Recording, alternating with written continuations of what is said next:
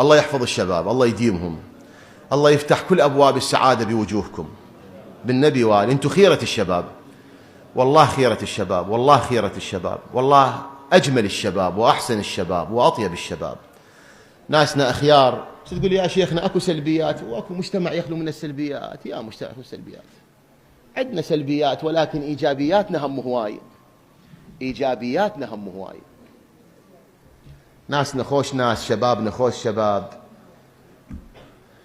حتى نسائنا خوش نساء. هاي عبايتنا العراقية لو تدور الدنيا كلها أستر منها ما تلقى، وأكثر حشمة منها ما تلقى. هاي عبايتنا العراقية لو تدور الكرة الأرضية كلها أستر منها وأكثر حشمة منها والله ما تلقى.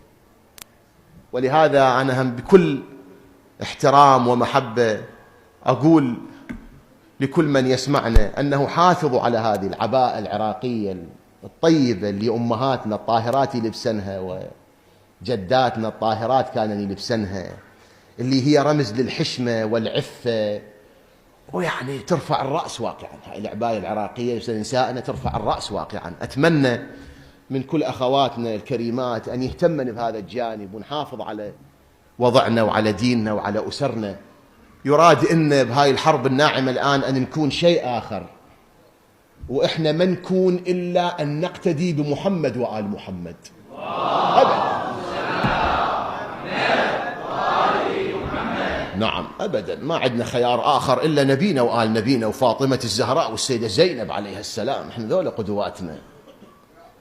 فلتذهب الدنيا إلى حيث ألقت رحلها أم قشعمي.